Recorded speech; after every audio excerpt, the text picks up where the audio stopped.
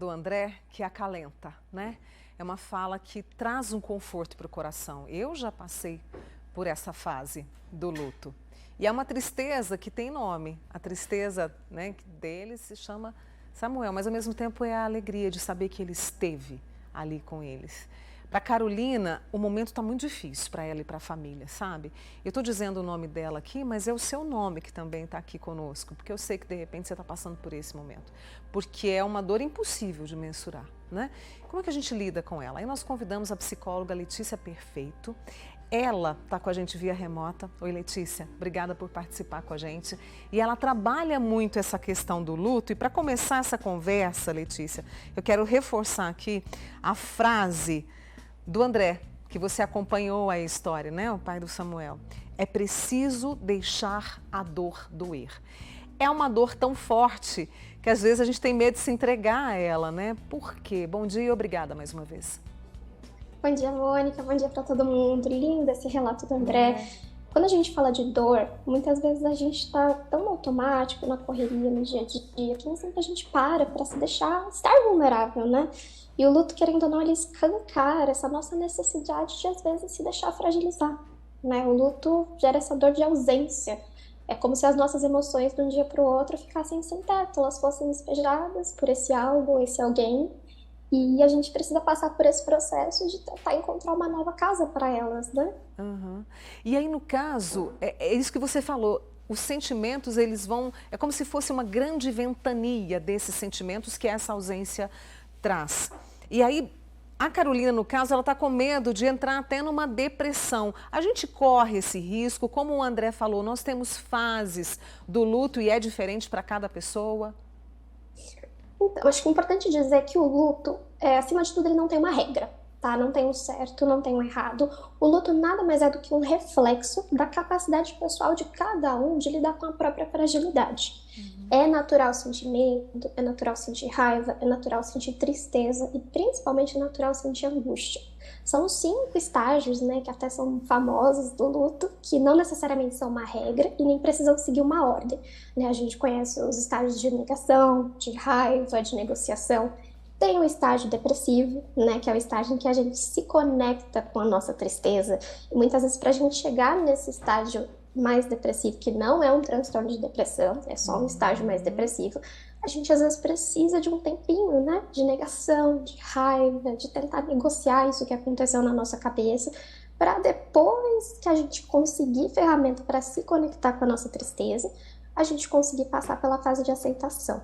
O luto, ele funciona em 2 polos. A gente sabe que o luto está funcionando quando a gente sai entre o polo que a gente está aqui de uma renegociação, né? Então é um momento em que às vezes você fica feliz e você fica culpado porque você está se sentindo feliz, porque sua vida está seguindo em frente, mas ao mesmo tempo você também vai e fica oscilando para o momento de perda, né? Ficar revendo a foto, lembrando do momento, lembrando do que foi perdido. Então você fica oscilando entre esses 2 polos. Se tem oscilação, é um luto saudável. E aí eu fico pensando, o André também falou sobre essa questão da rede de apoio. E eu me lembro da minha rede de apoio quando, né, meus avós, o meu pai, que foi uma dor profunda, foi embora, aí a família do André, né? E aí eu fico pensando nessa rede de apoio que se faz muito importante até na hora de falar, de trazer uma palavra para a gente, porque muitos de nós queremos isso, trazer uma palavra que traz conforto, né, Letícia? É preciso também uma certa cautela nisso, porque eu me lembro que eu escutei assim, você precisa ser forte. Como que eu vou ser forte naquele momento em que meu chão abriu? Então, essa rede de apoio também precisa entender um pouquinho? Com certeza. Eu acho que acima de tudo, né, quando a gente está falando de luta, a gente está falando sobre humanizar, dialogar com esse pensamento que às vezes vem de culpa, de tristeza, lembrar a pessoa que ela está fazendo o melhor que ela pode, né? Aceitar o luto é um processo que exige vários passos, um dia de cada vez. O não se isolar é muito importante. Contar com a rede de apoio, contar com uma rede profissional, se necessário.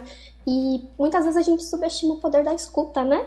Quando a gente vê alguém passando por um momento de dor, às vezes nosso primeiro instinto é falar, tentar tampar esse buraquinho que a pessoa está sentindo. Mas, na verdade, às vezes o que a pessoa está precisando é só um ombro, né? Saber que ela está ali, saber que ela não está sozinha. Às vezes a gente não está escutando, às vezes a gente está esperando para falar. fica dando conselho, dando pitaco, por mais que seja com boa intenção, né? É E verdade. acho que é um momento em que a gente precisa dar apoio, né? Ouvindo, mesmo que seja em silêncio, incentivando atividades novas, propor programas diferentes, e principalmente propor a pessoa de tentar canalizar essa energia do luto para alguma coisa, que nem até o André estava fazendo, né? Começando esse programa novo e tudo mais. O luto é a maior fase de potencial criativo que a gente tem, porque a gente precisa reorganizar nossas emoções, colocar a energia em outro lugar. É interessante isso, porque parece não admissível pela questão da tristeza que a gente sente, né? Mas de trazer isso. E aí eu me lembro, claro que nós somos, né, juntos ali, feito balaio de gato em família, né? A gente está sempre junto, a gente gosta de pegar, a gente gosta de abraçar. E aí como é que fica a relação, por exemplo, de buscar os objetos daquela pessoa, ou de doar os objetos, de se apegar àquela questão palpável dos objetos da pessoa, seja a roupa, seja a máquina fotográfica, seja, enfim. Como é que lidamos com isso, com o que ficou? Uhum. Acho que quando a gente tem esse movimento de se apegar com aquilo que ficou, é um momento de negação, né? Não É, deixa de não ser a é? gente falando, não, essa pessoa não foi embora, ela ainda tá aqui. A gente está transferindo essas emoções que ficaram sem teto para esse objeto que um dia foi desse alguém.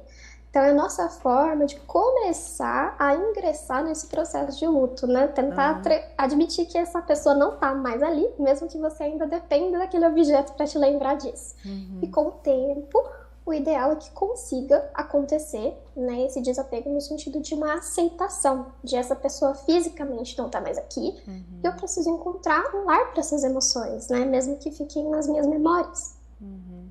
E aí, alguns sentimentos vêm. O pânico nesta fase do luto, aquela questão do pânico, né? A crise de pânico. É normal também, Letícia? Quando a gente fala sobre crise de pânico, a gente está falando sobre uma ansiedade muito aguda, né? Entendo. A ansiedade ela vem como uma reação de alerta, né? De perigo, como se você estivesse sendo atacado. E pode ser que aconteça, né? Pode ser que o luto para você, essa dor, ela gera essa sensação de que você está sendo atacado. Né? Uma coisa é você conseguir monitorar isso, saber pedir ajuda profissional se for uma coisa que está te gerando sofrimento e que você não está conseguindo lidar sozinho. E aí é preciso buscar ajuda, né?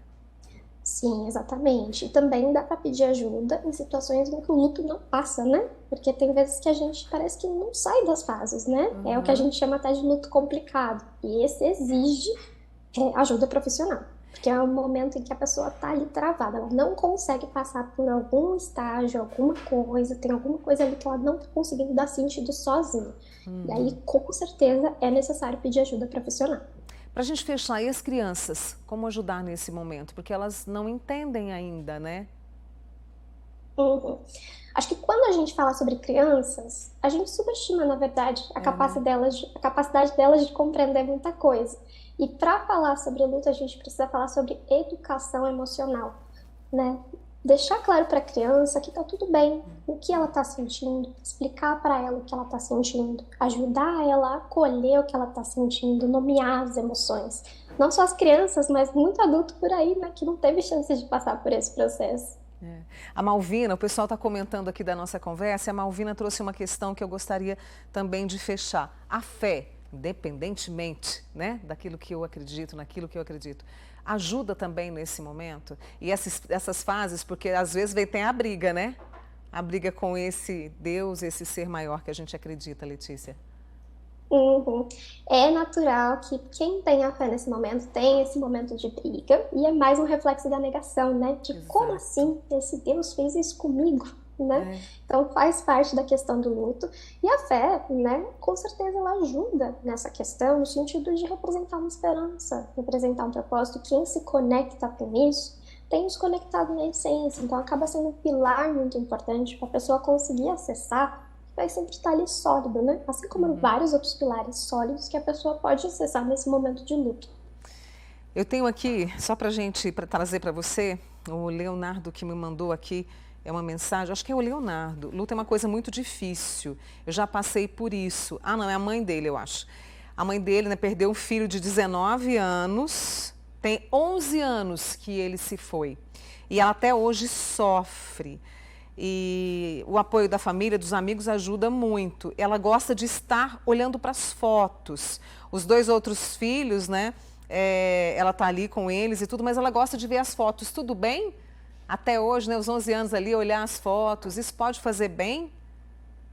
Me Eu mandou acho um que é muito monte de fotos. subjetivo, né? Se gera sofrimento, é importante a pessoa pensar o quanto que esse sofrimento para mim tá ok e o quanto que esse sofrimento é algo que eu posso trabalhar para não sentir mais. Até porque muitas vezes o que acontece no processo de luto é a gente se apega no sofrimento, porque o sofrimento ainda é um jeitinho nosso de não deixar a pessoa ir embora.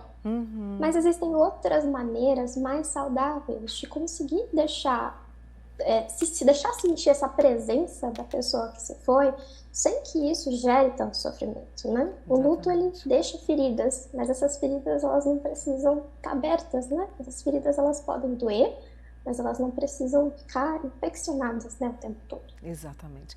Letícia, muito obrigada pela sua leveza, pela forma que você trouxe este que é um tema, né, tão difícil, e espero você outras vezes aqui no Manhã Total, tá? Muito obrigada. Até a próxima. Até a próxima. Letícia Perfeito, psicóloga, especialista em luto, conversando conosco.